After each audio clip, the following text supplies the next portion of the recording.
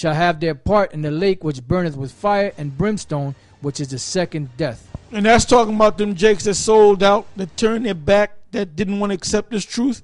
They're gonna backstroke in the lake of fire, which is America.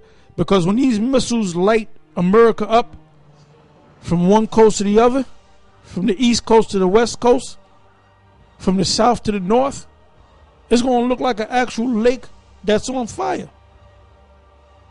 Okay, we don't have to get that other one. Let's go, because we spoke about Moses in the wilderness, right? Let's get a couple of scriptures on that. The first one, give me Exodus 7, verse 16. If you want, you can jump up a verse or two above that, and you might want to read down a verse or two below that. This is the book of Exodus chapter 7, verse 14. And the Lord said unto Moses, Pharaoh's heart is hardened, he refuses to let the people go. Get thee unto Pharaoh in the morning, lo, he goeth out unto the water, and thou shalt stand by the river's brink against he come. And the rod which was turned to a serpent shalt thou take in thine hand. And thou shalt say unto him, the Lord power of the Hebrews have sent me unto thee, saying, let my people go, that they may serve me in the wilderness. And behold, hitherto thou wouldest not hear. Thus saith the Lord, in this thou shalt know that I am the Lord. Behold, I will smite with the rod that is in mine hand upon the waters which are in the river, and they shall be turned to blood. And the fish that is in the river shall die, and the river shall stink, and the Egyptians shall loathe to drink of the water of the river. And the Lord spake unto Moses, say unto Aaron, take thy rod and stretch out thine hand upon the waters of Egypt, and upon their streams, and upon their rivers, and upon their ponds, and upon all their pools of water, that they may become blood, and that they may be blood throughout all the land of Egypt, both in vessels of wood and in vessels of stone. And Moses and Aaron did so as the Lord commanded, and he lifted up the rod and smote the waters that were in the river in the sight of Pharaoh and in the sight of his servants, and all the waters that were in the river were turned to blood. And the fish that was in the river died, and the river stank, and the Egyptians could not drink of the water of the river, and there was blood throughout all the land of Egypt. And the magicians of Egypt did so with their enchantments, and Pharaoh's heart was hardened, neither did he hearken unto them as the Lord had said. And Pharaoh turned and went into his house, neither did he set his heart to this also. And all the Egyptians dig round about the river for water to drink, for they could not drink of the water for the river of the river. And 7 days were fulfilled after the Lord had smitten the river. Yeah, so the first thing the Most High said was, let the children of Israel go so they may serve me in the wilderness. So the Pharaoh, he didn't want that to happen. Why didn't he want that to happen? Because he wanted to have slaves. He wanted to have the millions upon millions of slaves.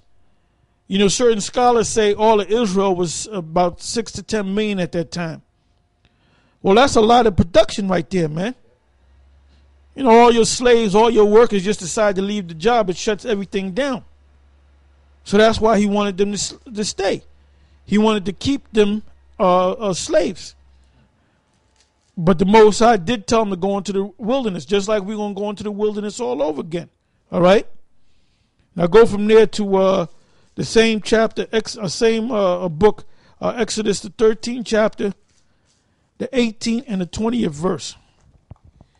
Or the 18th to the 20th verse. Exodus chapter 13, verse 18. But the Most High led the people about through the way of the wilderness of the Red Sea. And the children of Israel went up harnessed out of the land of Egypt.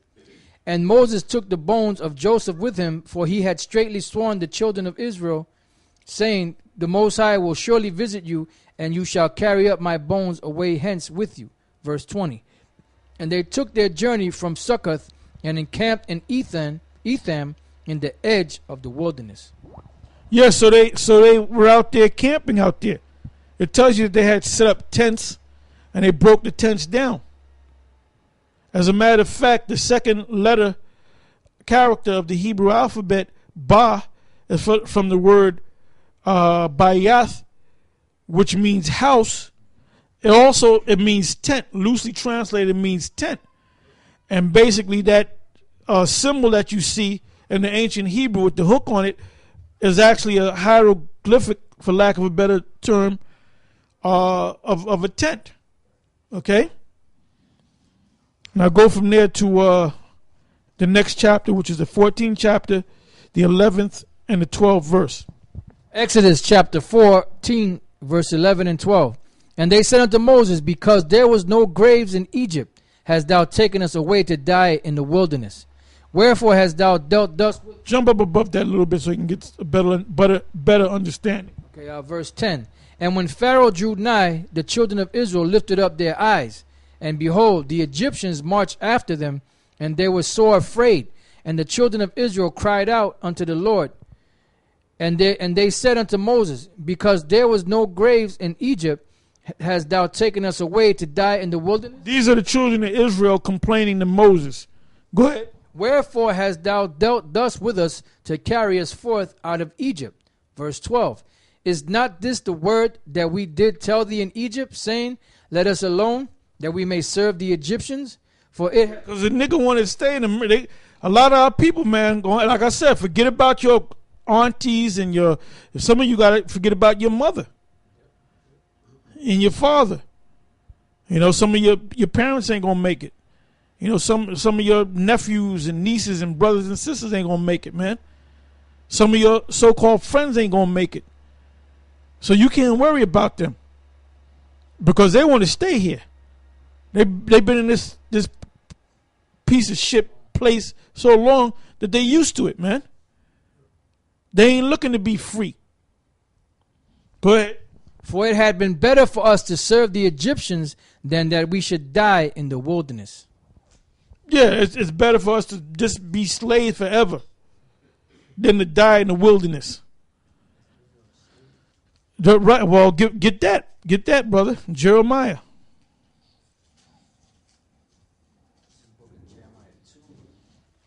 Go ahead. This is the book of Jeremiah, chapter 2, verse 14. Is Israel a servant? Is he a homeborn slave? Why is he spoiled? Yeah, so that's playing into the point, man. Our people got the spirit of a slave on them. Hey, like I'm gonna show you some more of these so-called. You got Spike Lee and these other so-called black directors, but you have this guy Tarantino made that movie Django Unchained about a slave killing white people, man. Now there's no controversy on that. They're not bringing Tarantino talking about why'd you make this movie? You know this is gonna stir up racial tension and all that. But if Spike Lee had made that movie, they would have crucified him in the media, man. That shows how you fucking devils operate, man. Okay, now let's go from there to Exodus, the 15th chapter and the 23rd verse. And then immediately after that, go to Exodus 16, verse 1, and we're going to read down to the 3rd, and we might read a couple more verses besides that. Exodus 15 and 23. And when they came to Marah, they could not drink of the waters of Marah, for they were bitter. Therefore the name of it was called Marah. Yeah, now was in the wilderness. We'll keep reading. Okay. And the people murmured against Moses, saying, what shall we drink? And he cried unto the Lord, and the Lord showed him a tree, which when he had cast into the waters were made sweet. There he made for them a statute and an ordinance, and there he proved them, and said, if thou wilt diligently hearken to the voice of the Lord thy power. All this was going on in the wilderness.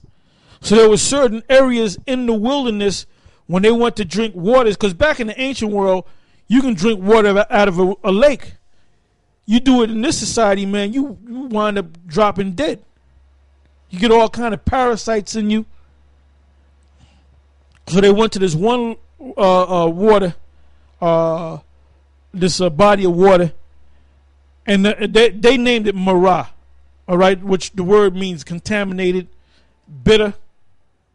Actually, when you go deep, it means contaminated, because if you drunk that water, you're going to get sick. Now, what Moses did was he had a certain tree that he threw in the water, and the leaves of that tree acted as a filter to take out all those impurities.